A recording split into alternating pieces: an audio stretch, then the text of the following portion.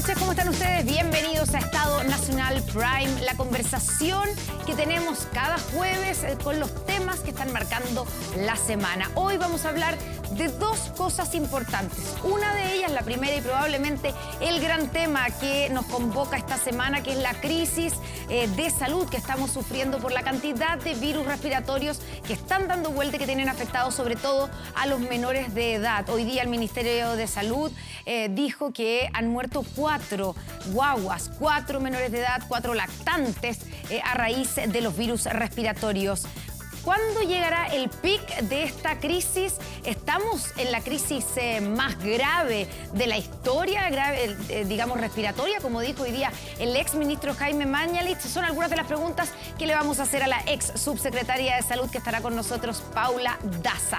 Y también, por supuesto, vamos a hablar de la instalación del Consejo Constitucional esta semana, que ya empezó a trabajar, que ya designó quiénes van a ser los presidentes, los que van a liderar cada una de las 4 subcomisiones manejadas o controladas por la centro derecha. Aquí comienza Estado Nacional Prime.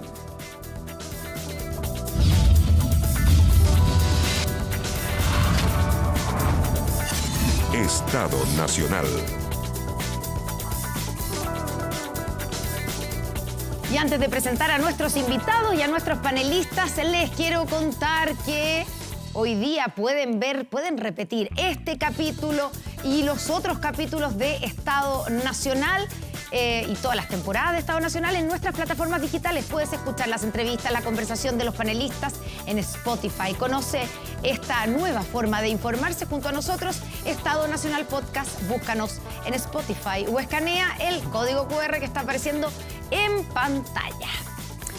Bueno, vamos a nuestra mesa de conversación. Hoy día están con nosotros nuestros panelistas ya de la casa, Rodrigo Arellano, ¿cierto? Analista y académico de la Universidad del Desarrollo, y Marco Moreno, analista y académico de la Universidad Central. Muchas gracias por estar esta noche aquí en Estado Nacional Prime. Bienvenidos. Como siempre, encantado, Connie. Muchas gracias. Bueno, ya la habíamos anunciado, nuestra invitada que ya está sentada a la mesa, Paula Daza, ex subsecretaria de Salud del gobierno de Sebastián Piñera y en plena crisis del COVID, y directora ejecutiva del Centro de Políticas Públicas en Innovación en Salud de la Universidad del Desarrollo. Paula, bienvenida. Muchas gracias, Connie, por invitarme. Bueno, y vamos a tener más adelante también, vamos a sumar a otra voz aquí a la mesa, al senador y expresidente de la Comisión de Salud del Senado, Juan Luis Castro. Así es que tenemos harto y harto paño que cortar. Voy a partir preguntándole, Paula, a su juicio, ¿qué tan crítica es la situación de salud a raíz de los virus respiratorios que estamos viviendo?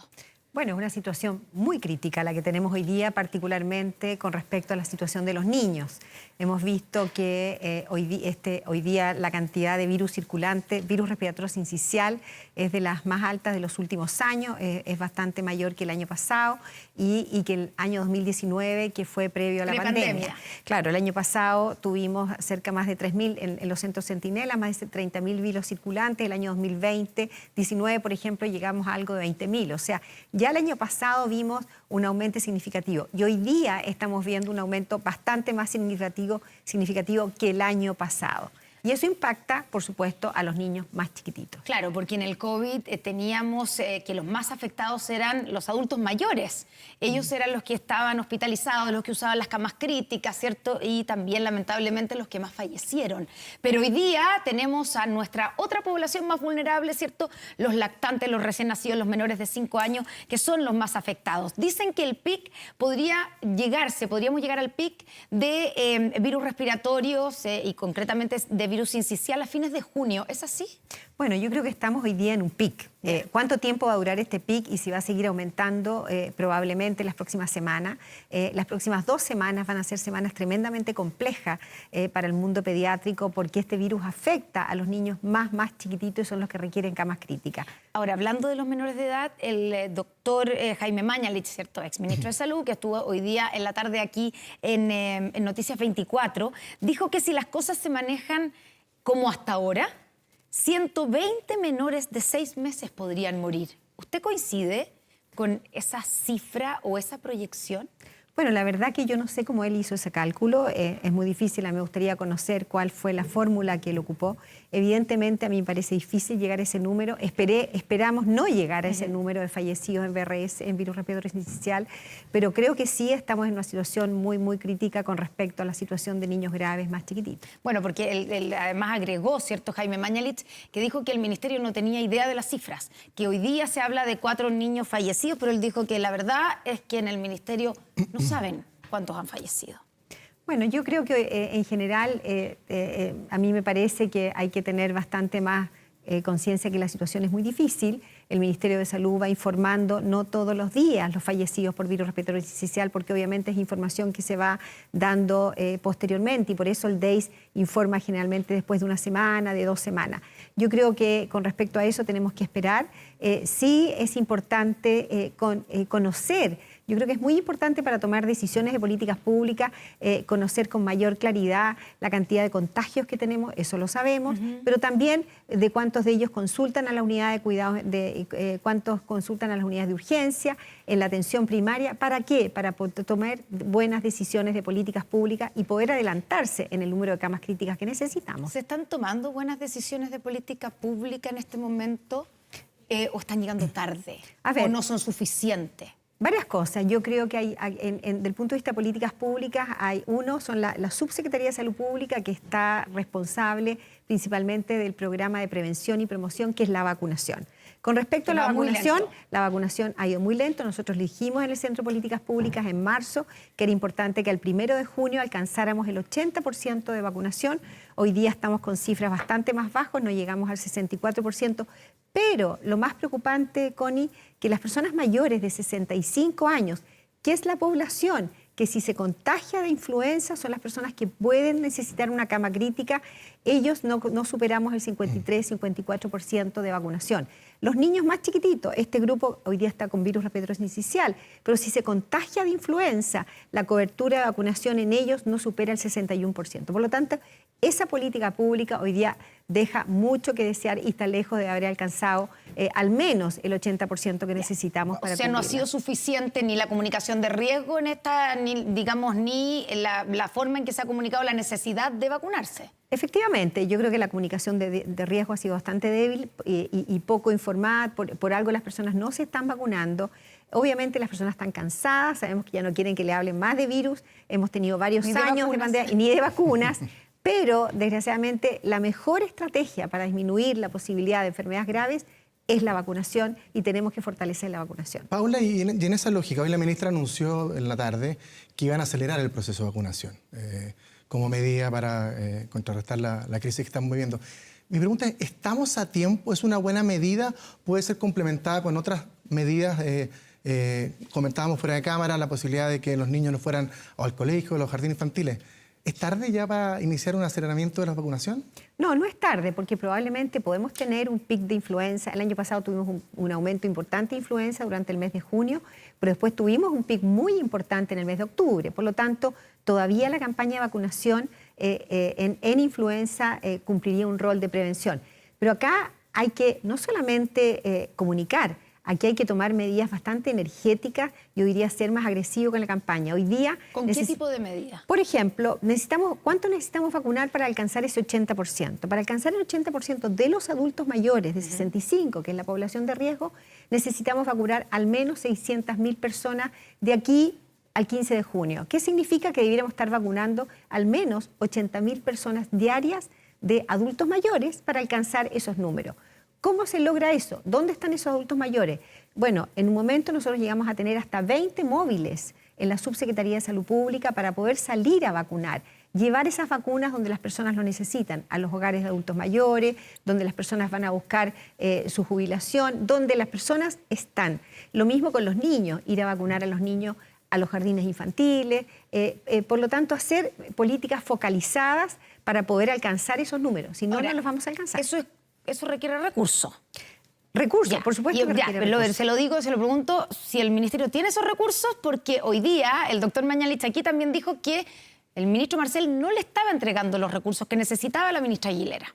Bueno, esa información yo no la tengo. Lo que sí sabemos es que hay una alerta sanitaria que la ministra Aguilera prolongó a partir de marzo para la campaña de invierno y qué significa la alerta sanitaria que le permite al Ministerio de Salud contar con los recursos para poder acelerar todos estos procesos. Por un lado de la Subsecretaría de Salud Pública para poder fortalecer la campaña de vacunación, por el lado de las redes asistenciales, contratar personal de salud, equipamiento, insumos. Por lo tanto, hoy día tenemos una alerta sanitaria que permite contar con los recursos frente a estas situaciones de crisis. Marco Moreno. Se suele decir que cualquiera tiene una estrategia hasta que no le revienta en la cara, ¿no? Y pareciera ser que este problema es más estructural en el caso del Ministerio de Salud, donde tú cumpliste funciones, y lo que está ocurriendo hoy día, ¿no? Connie decía el tema de la comunicación de riesgo, ¿no? Es decir, no se logra instalar adecuadamente, a pesar de que la gente tiene distancia, la vacuna, el agotamiento con todo este proceso, pero no se logra instalar en la población, ¿no? El riesgo que significa no estar vacunado, el riesgo que significa exponerse. Es un problema estructural del Ministerio de Salud que no tiene que ver solo con esta administración, sino que tiene que ver con una manera de hacer política pública por parte del Ministerio de Salud que es solo reactiva y con dificultades para actuar de manera proactivamente? A ver, yo creo que hay dos cosas. Uno, el tema de prevención y promoción, que es la vacunación, y otro, el tema de redes asistenciales. Sí.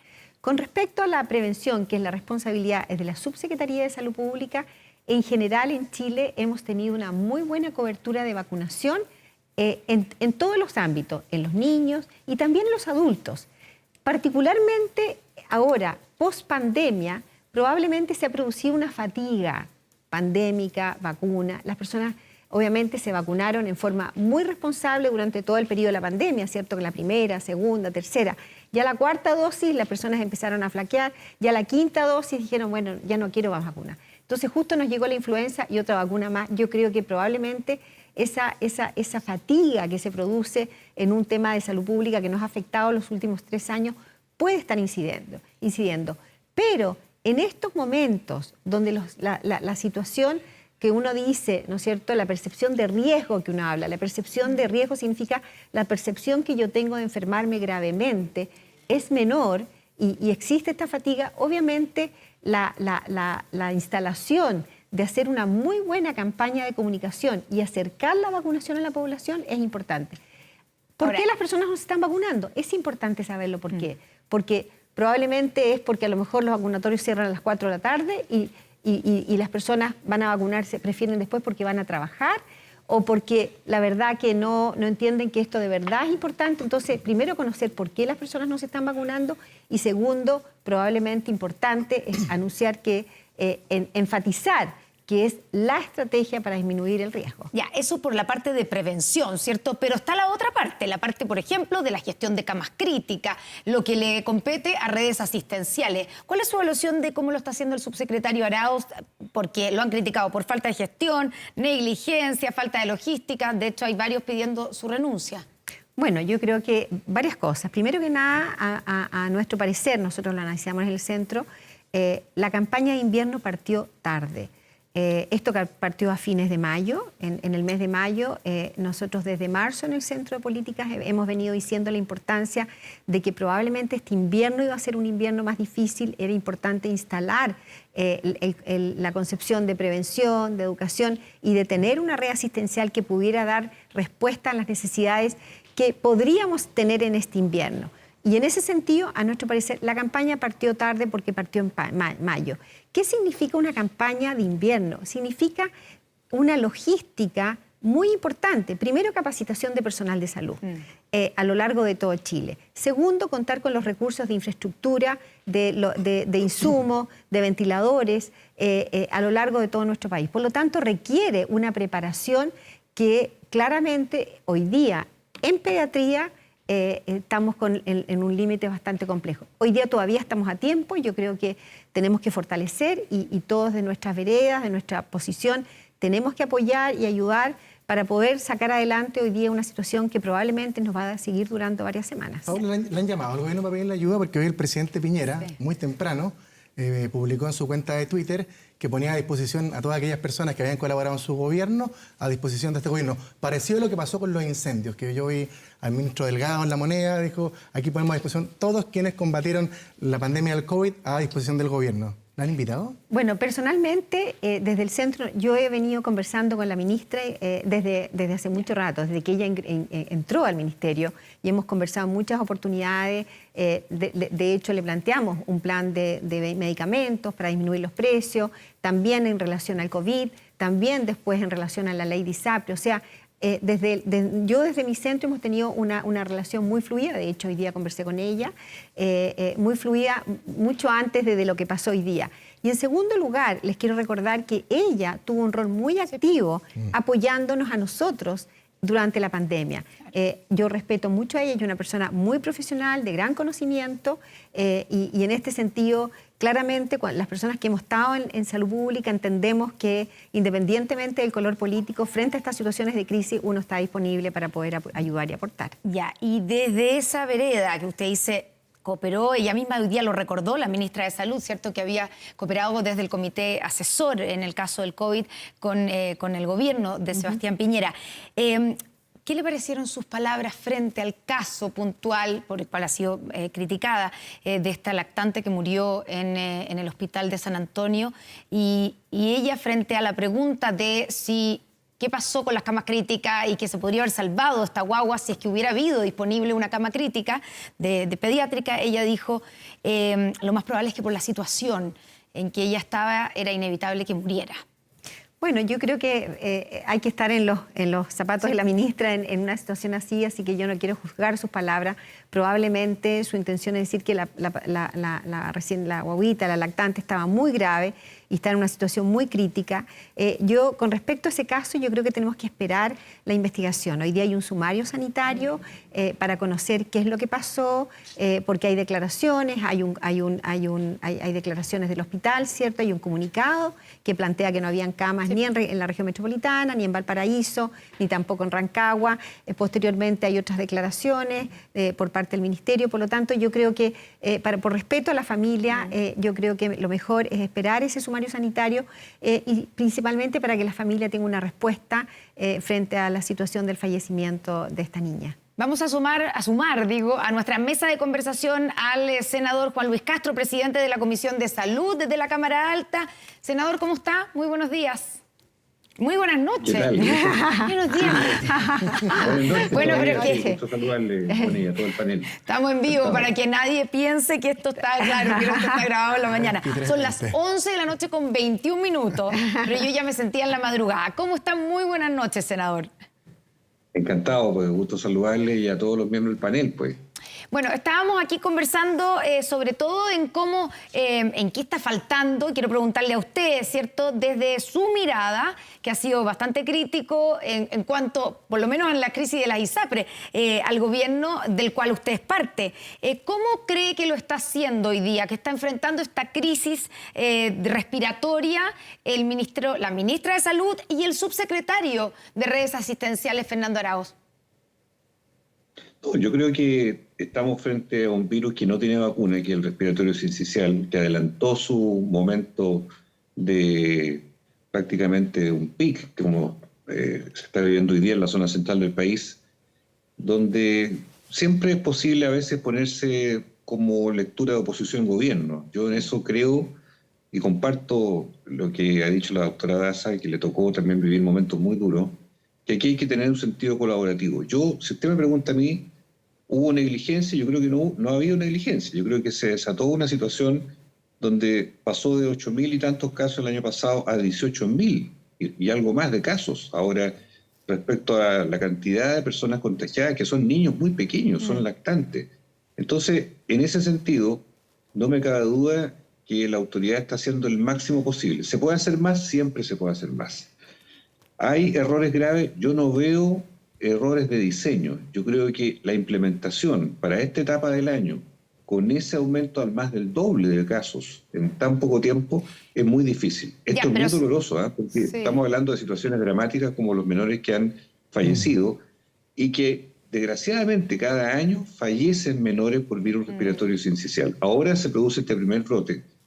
Va a venir otro brote probablemente después de las vacaciones de invierno, que es habitual, pero es una situación bastante más dramática que otros años. No es que todos los años pase lo mismo y no se tomaron medidas. Yo creo que la comunicación de riesgo, producto de este agotamiento ciudadano, tanto de vacunarse como de poder concurrir en las condiciones que se pueda, causa también un problema, porque fíjense ustedes que en el caso de las vacunas no son obligatorias en nuestro país. Entonces cuesta bastante de pronto decirle a la gente que la gente acepte, comprenda, haga en fondo una disciplina sanitaria en este caso. Pero yo creo que en el momento que estamos, la colaboración público-privada es clave, es decisiva. Y a mí me parece que de lo que yo converso hacia el mundo privado, lo que converso hacia el Ministerio de Salud, fuimos al hospital al hospital Van Buren ayer a visitar exactamente qué estaba pasando, un hospital muy difícil que recibe muchísimos niños de atención. Yo vi un compromiso taxativo de todos los sectores, de todo el personal de la salud, de poder salir de este momento tan duro y tan difícil que vivimos. Entonces, yo trataría de evitar una politización basada en renuncia, basada en destituciones, basado en que rueden cabezas, ¿verdad? Cuando este momento, que no es el momento de ellos, sino es el momento de buscar la salida de este momento de crisis, yo creo que, y me imagino, todos los sectores piensan que el que está con la guitarra, la autoridad, necesita apoyo para hacer las cosas de mejor manera. Siempre se puede hacer de mejor manera, pero yo trataría de ponerme en ese lugar y no en el lugar de simplemente hacer acusaciones que a veces son difíciles, o pronósticos, como esos pronósticos respecto a la cantidad de muertos que van a haber y todo eso, que la verdad nadie sabe de dónde provienen. Se pueden decir muchas cosas, pero hay que ser muy responsable para afirmar cosas tan graves como la cantidad de niños que van a morir. No sé, yo creo que esto hay que ser cuidadoso, delicado en un momento así. Ya, todos pueden hacer preguntas al senador, pero quiero preguntarle una sola cosa antes, senador. Cuando usted dice, claro, primero estamos en un escenario como extraordinario, ¿cierto? Lo decía también la doctora Daza, pero fueron muchos los especialistas que advirtieron que íbamos a tener un escenario extraordinario desde comienzos de año, se estaba advirtiendo. Entonces, claro, uno se pregunta si hubo la suficiente preparación para ese panorama extraordinario. Y lo otro es la sensación que una cosa es hacer unos pronósticos fatalistas como los que hizo, ¿cierto?, el exministro Jaime Mañalich hoy día, que habla de que van a haber 120 niños fallecidos si es que se siguen manejando las cosas de esta manera. Pero otra cosa también es darle una menor importancia o tratar de bajarle el nivel de gravedad a la situación. Y ahí, por ejemplo, el exministro Enrique París viene con una entrevista hoy día diciendo: las autoridades hablan de tensión en la red, pero esto es un colapso. Entonces, da la impresión a veces que, según lo que dice el doctor París, y le quiero preguntar si usted considera lo mismo, que hay como una falta de sensación de urgencia por parte de las autoridades, de que esto, o bajarle el perfil, o que esto no es tan grave. No, mire, yo creo que no hay un colapso. Colapso es cuando el sistema ya no puede atender, cuando el sistema ya está en el suelo. Cuando el bueno, pero ha ocurrido en algunos casos puntuales que no ha habido cama crítica y, por lo tanto, hay guaguas que se han muerto, mi senador. Eso es colapso, mire, ¿no? No, quiero ser enfático en esto. Le puedo hablar yo estoy en Rancagua en este momento, en mi región. Ayer había 100% de camas críticas ocupadas en Rancagua, en el hospital regional. Hoy día esa cifra bajó, y eso significa el dinamismo que ocurre siempre, en que se van abriendo cupos, se van dando posibilidades de traslado. Enfermos muy graves pasan a ser menos graves. No es una fotografía estática. En esto quiero ser muy enfático y responsable, porque si se dice colapso, se da por entendido que ya no hay nada más que hacer, y eso no es así. Hoy día es posible y se está haciendo el esfuerzo de mover más enfermos, incluso desde el lado privado al lado público. Esto parece curioso, pero siempre se imagina uno la derivación al revés, desde lo público a lo privado. Pero en el caso de Santiago, que está viviendo el momento duro también, igual que Virginia y Valparaíso, también desde las clínicas están pidiendo ventiladores, porque las urgencias están atochadas, y se están buscando recursos, por lo que me consta, para proporcionar ventiladores desde lo público a lo privado, porque las camas críticas pediátricas son pocas en Chile, no son volúmenes elevados. Cuando se habla de reconversión de camas de adultos, puede ser perfectamente, y se ha hecho siempre, pero tener cunas de cuidado intensivo con ventilación mecánica, que es una lógica distinta respecto a los menores y los lactantes, caramba que es difícil. Entonces, esto no es un simple decreto de reconversión. Yo creo que en este caso, y yo abogo porque haya más cupos y más posibilidades, pero no puedo sentenciar y decir que ya el sistema no da para atender a nadie más, porque sería injusto, porque además en la región es desigual. la distribución del virus es asimétrica, no es homogénea en todo Chile. Y así como en el norte del país ha habido camas, en el sur, la Araucanía, Biobío, la semana pasada y la antepasada estuvieron muy mal. Ahora nos toca la zona central. Entonces, creo que en esto hay que tener mucha prudencia. Quiero decirle un dato más. A ver. Conversé con la directora nacional de Junji, porque una parte de la transmisión se da en las salas cunas y los jardines infantiles, preescolares, ¿verdad?, de menor edad. Hoy día me decía que el 50% de los jardines infantiles y salas cunas está siendo ocupado, porque ya hay una percepción ciudadana de que cuando aparecen los síntomas iniciales de tos, de fiebre, de dolores, en fin, de cualquier tipo que sospechen una infección respiratoria, las mamás no están llevando a los niños a los jardines en las salas cunas. O cuando detectan una guaguita con fiebre o un preescolar, también se va para la casa. Eso yo lo destaco porque es un hecho positivo, porque no se ha llegado a cerrar ninguna sala cuna, que uno podría decir, es una fuente de contagio, es un foco. No, no ha llegado a este punto. Pero el cuello de botella hoy es la cama UCI pediátrica, que siempre ha sido escasa en Chile y hay que buscar todos los días más soluciones. Me indicaban incluso que hasta las Fuerzas Armadas están en línea con las autoridades del Ministerio de Salud. Y eso es bueno, porque es lo que se vivió en la pandemia, la integración público-privada completa a disposición de los pacientes. ¿Usted coincide, Paula, en que esa es la urgencia, lo que dice el senador Castro, y que está ocurriendo esto de la cooperación público-privada? Porque de hecho uno se imagina que el sector privado es el que tiene que recibir, pero al parecer tampoco son tantas las camas pediátricas de UCI en las clínicas privadas. Bueno, sí es. Y de hecho hay una mesa de trabajo del sector público y del sector privado donde participan y que se reúnen semanalmente para ver la disponibilidad de camas tanto en el sector público como en el sector privado. Y por eso, en general, el sector privado tiene mucho más recursos en adultos, mucho más camas críticas en adultos, sin embargo, y no tiene tanto personal pediátrico, el sector privado.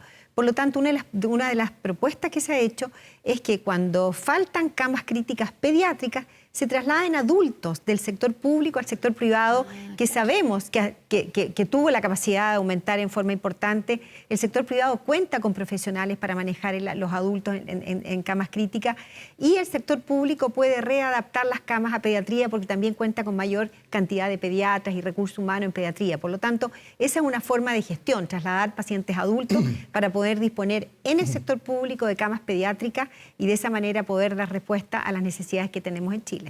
Senador, muy buenas noches, ¿cómo está? Rodrigo Arellano, por allí. Sí.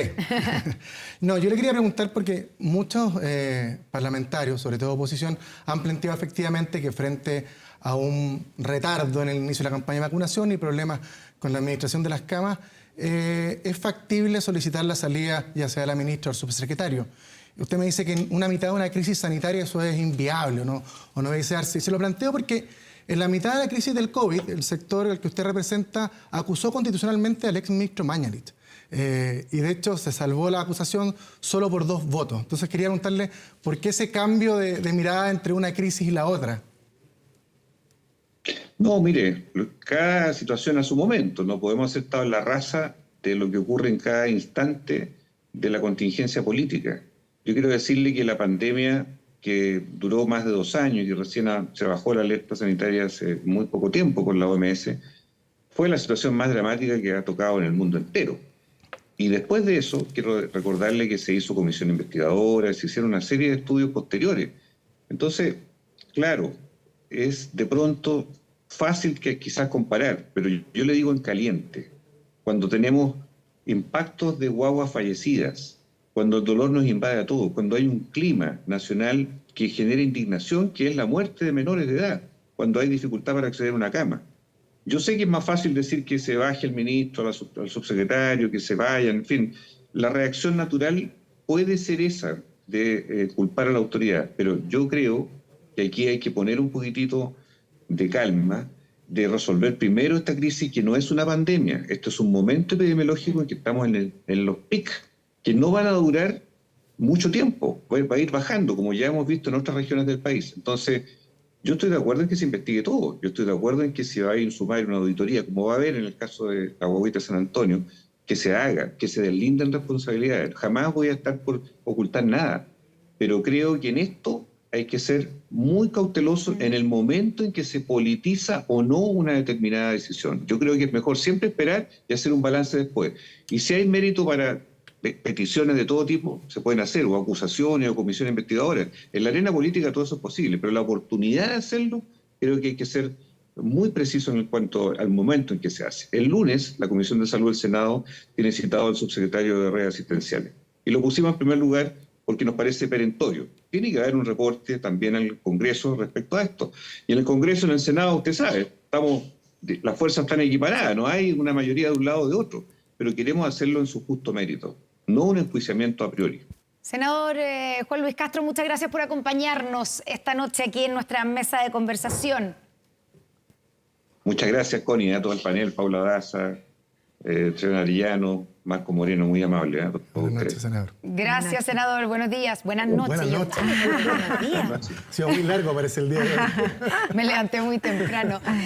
Bueno, volvemos a nuestra... Yo quería preguntar, a raíz un poco de lo que se estaba hablando, porque lo que dice el senador, o desliza, que hay unas que en el fondo que no es el momento de pedir responsabilidades porque es como un aprovechamiento político. Yo le quiero preguntar, Paula, si esta aparición del expresidente Sebastián Piñera hoy día en Twitter ofreciendo ayuda de sus digamos, colaboradores en este tema, me imagino que incluyéndola a usted, el exministro Mañalich dijo que a él lo llamó el presidente Piñera para pedirle y preguntarle si podía incluirlo, digamos, en el tuit.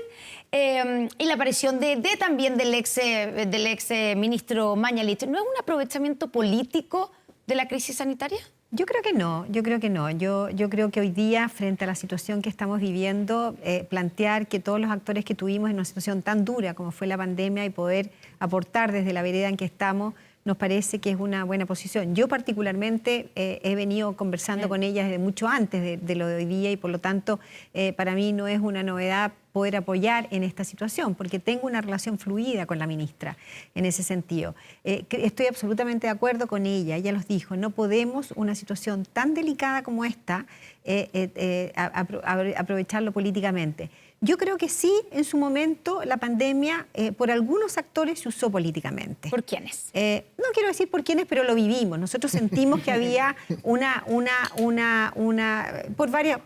El Colegio Médico, que duda cabe, el Colegio Médico yo creo que tuvo una posición política frente a la pandemia en situaciones bastante críticas. Liderado por Isquia Siches en ese minuto. En su momento ella nos trató de infelices. Nosotros cuando sacamos el pase de movilidad,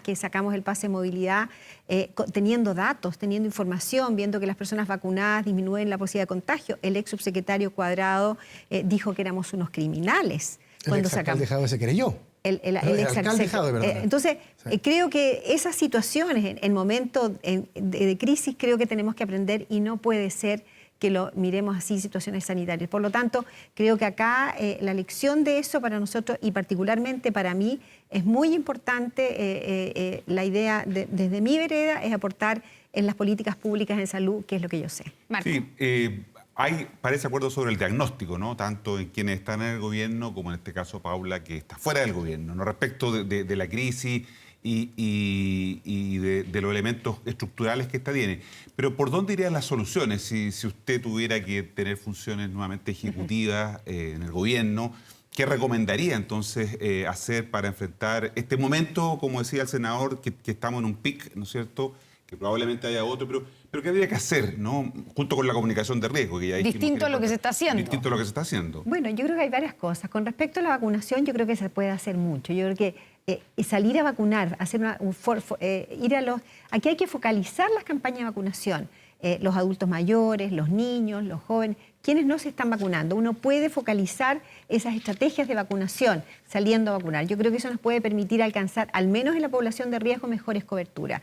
Con respecto a la situación de redes asistenciales, yo creo que es importante que haya un liderazgo, una persona que pueda coordinar la red asistencial público-privada de una manera enérgica y también una persona que pueda coordinar la Subsecretaría de Salud Pública y la Subsecretaría de Redes Asistenciales. Creo que falta ese liderazgo, como en su momento, de alguna manera... ¿Quién era en su momento? En su momento en redes asistenciales fue el doctor Luis Castillo. El doctor Luis Castillo recorría... Él manejaba la gestión directa de la él iba a una recorría. clínica y le decía, necesito que me den 4 camas o 5 camas o 10 camas. Claro, él no estaba como subsecretario, el subsecretario era Alberto Uñac, pero él era la mano derecha y él gestionaba las camas clínicas críticas públicas y privadas. Él recorría cada uno de los hospitales, cada una de las instituciones privadas y veía la demanda. Por otro lado, hay que tener información. Yo creo que la información pero ¿usted es muy sabe si relevante. alguien está haciendo eso, esa pega? Porque uno se entiende que la hace el subsecretario Arauz.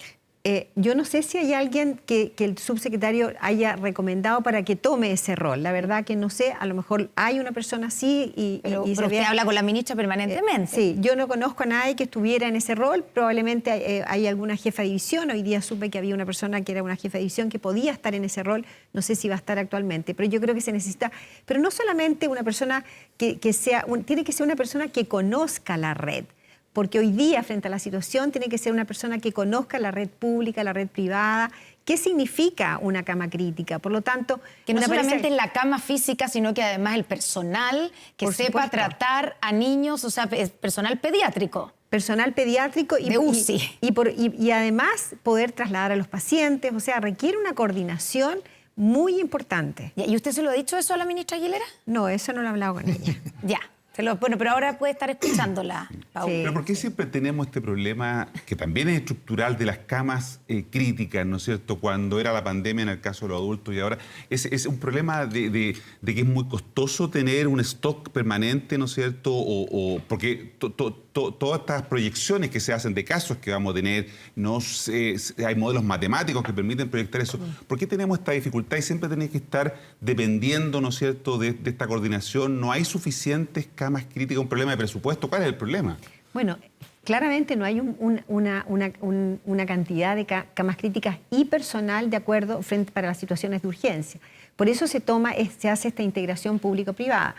En camas de adulto, Chile tenía, por ejemplo, en el periodo antes, cuando partió la pandemia, tenía 600 camas críticas en el sector público y tenía alrededor de 500, 600 en el sector privado.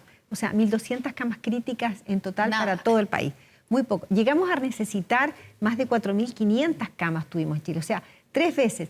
Y en los momentos más críticos, el sector privado aportó con el 40% de las camas. Por lo tanto, obviamente hay un tema de infraestructura y sobre todo de recurso humano, porque el personal de una cama crítica es un personal altamente especializado. No tenemos problemas de camas básicas en general, no tenemos problemas, incluso tenemos menos problemas de camas intermedias, pero sí de aquellas especialidades que requieren un alto conocimiento, como son también algunas especialidades que tenemos pocos en Chile. Y, doctora Daza, si usted estuviera en el cargo que tuvo como subsecretaria, ¿endurecería algunas medidas sanitarias? Me refiero, por ejemplo, de volver a poner obligatoria el uso de mascarillas, que es algo que se está proponiendo desde algunos sectores. O adelantar las vacaciones de invierno, y hoy día alguien decía, no solo hay que adelantarlas, hay que ampliarlas, porque si no va a venir otro brote después de las vacaciones de invierno. A ver, ¿Qué haría usted? Con respecto a las vacaciones, yo no tocaría a los niños en los colegios. Ya. Primero, yo creo que la situación de los colegios que vivimos en pandemia fue tan dura que creo que me parece que tenemos que tratar de disminuir al máximo la posibilidad de restringir la actividad académica de los niños. Tenemos que recordar que en los niños, en nuestro país, no solamente se educan en los colegios, sino que se alimentan en los colegios. Por lo tanto, cuando uno dice suspender las clases, tiene un impacto en los niños y en la familia muy importante.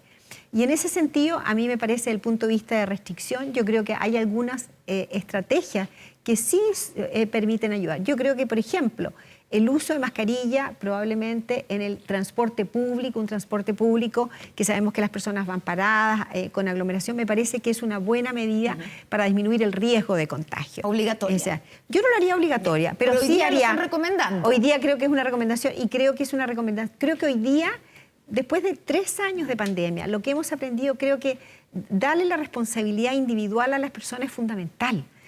No puede ser que todo lo hagamos de forma obligatoria. Yo creo que las personas tienen que entender que hay una responsabilidad individual. Yo creo que las personas se pongan mascarilla en los lugares donde hay, por ejemplo, en el transporte público, en el metro, en la micro, en el transporte público es importante.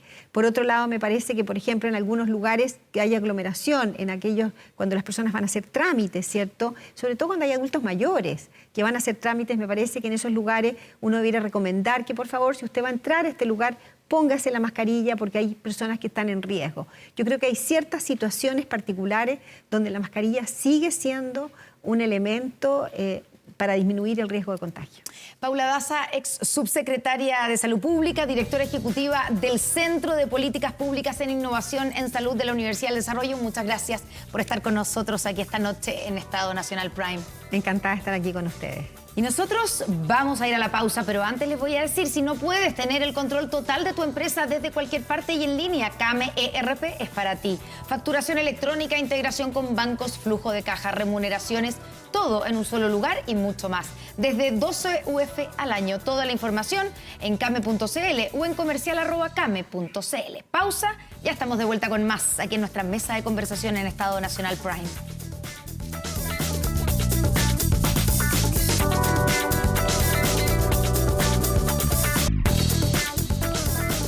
Estamos de vuelta aquí en Estado Nacional Prime. Faltan 10 minutos para las 12 de la noche. Aumenta la delincuencia, no grave robos, evítelos con Tepillé.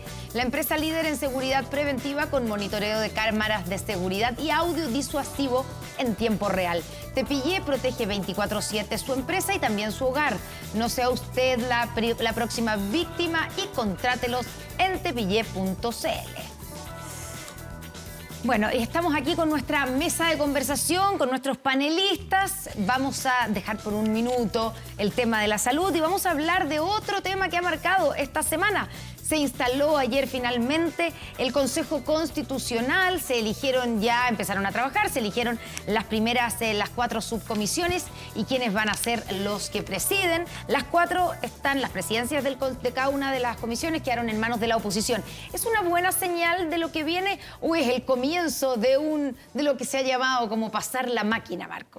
Sí, bueno, decíamos que era un escenario previsible. Algo parecido pasó también en la comisión de expertos y expertas, ¿no? Donde el oficialismo solo logró tener una comisión, en este caso fue la vicepresidencia, ¿no? de la mesa, que va a tener Aldo Valle de alguna manera el espacio para que el oficialismo tenga una participación y no haber cerrado todo para quienes tienen la mayoría hoy día en el Consejo, y que de alguna manera también le traslada la responsabilidad a Republicanos y a Chile Vamos, porque de alguna manera quienes van a ser entonces los principales responsables de que esto resulte son precisamente quienes están a cargo de esta conducción, ¿no? Alguien decía, el Partido Comunista está tomando distancia, probablemente la estrategia de ellos sea a través de las iniciativas populares, ¿no es cierto?, poder de alguna manera colocar sus temas, pero por ahora, y frente a los ciudadanos, la responsabilidad fundamentalmente la va a tener la oposición, que tiene mayoría en esta instancia.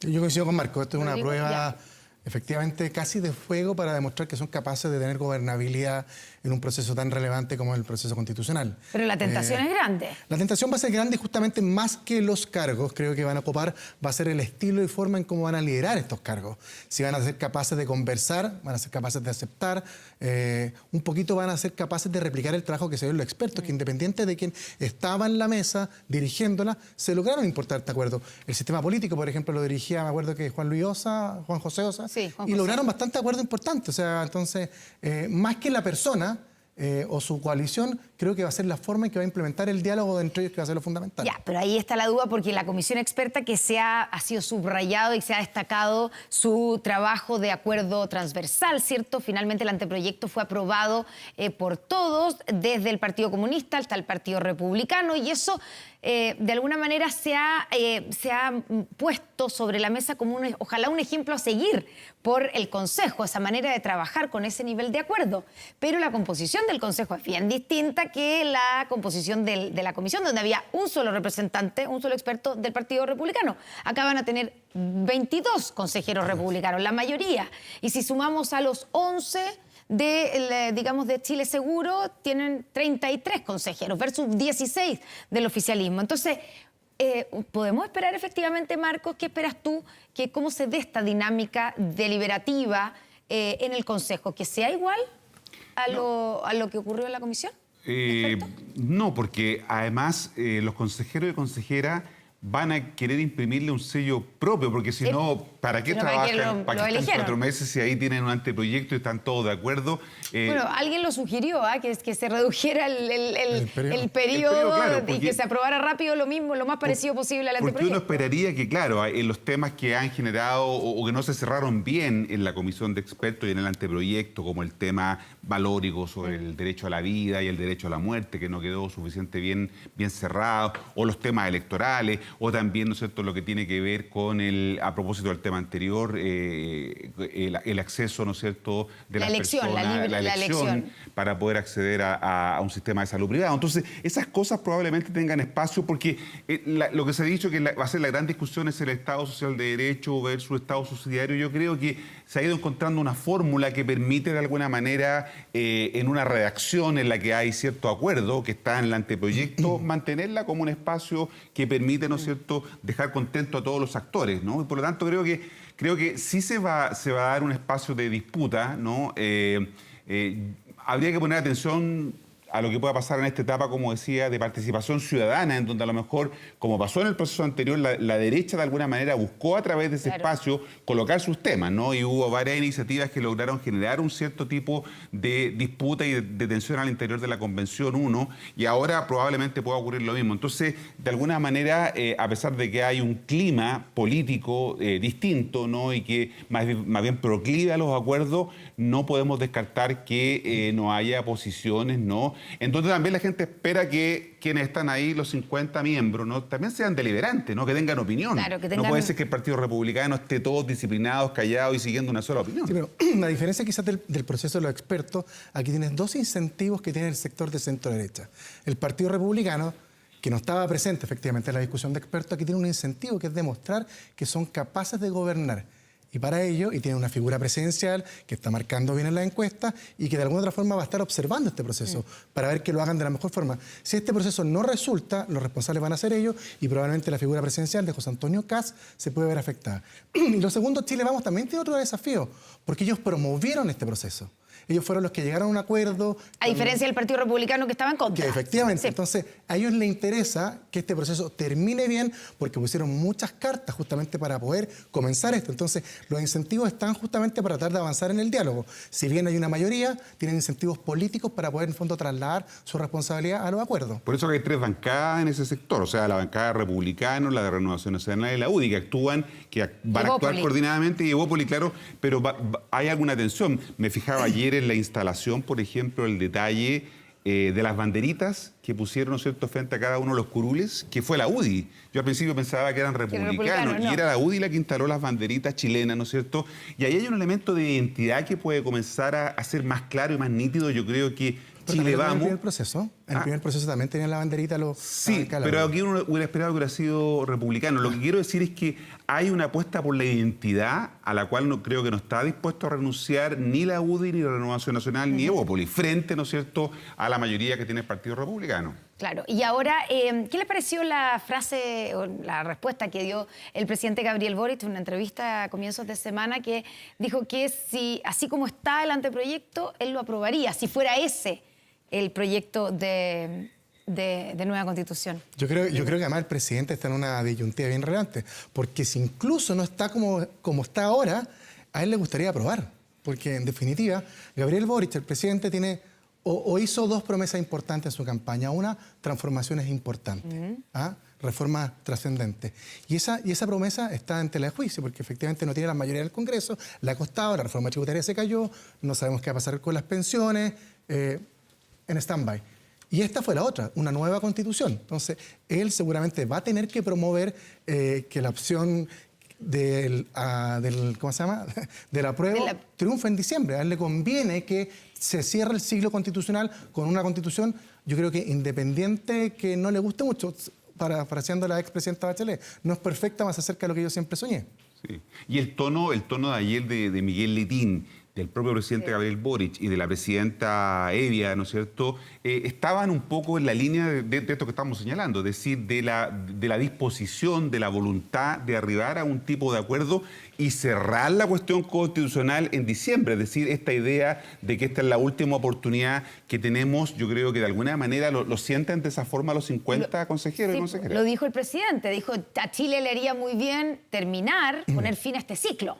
O sea, todo lo que estamos acá, de alguna manera, decía el presidente, estamos porque esto se pueda aprobar, ¿cierto? Porque no tiene que ver con los últimos 3 años solamente, sino que la cuestión constitucional está abierta desde hace 40 años, desde que se aprobó la Constitución del 80, se intentó resolver el 89 con las reformas que se hizo después del 2005 con Ricardo Lagos, y ahora en este otro proceso, y no hemos podido cerrar la cuestión constitucional realmente. Claro, el problema probablemente, o la disyuntiva, y por eso el presidente debe decir, si yo tuviera que votar este proyecto, lo aprobaría, es con una mayoría republicana, ¿cierto? Y con una supramayoría, si se unen los republicanos con la centroderecha, ¿cuánto se puede modificar ese anteproyecto y alejarse de lo que al presidente y a su sector le gustaría como una nueva constitución?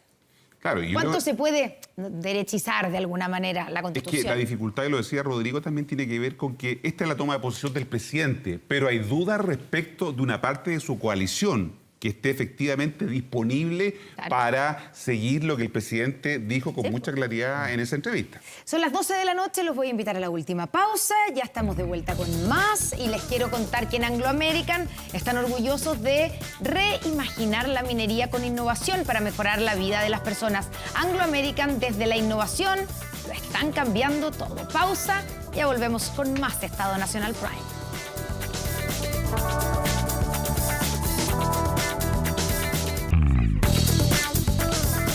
Estamos de vuelta aquí en Estado Nacional Prime, los últimos segundos para despedirnos y también para adelantar lo que viene en las próximas horas, este día viernes. Por ejemplo, que mañana la tercera sala de la Corte Suprema revisaría los recursos de aclaración presentados tanto por las ISAPRES como por el propio gobierno, que lo presentó antenoche, parece.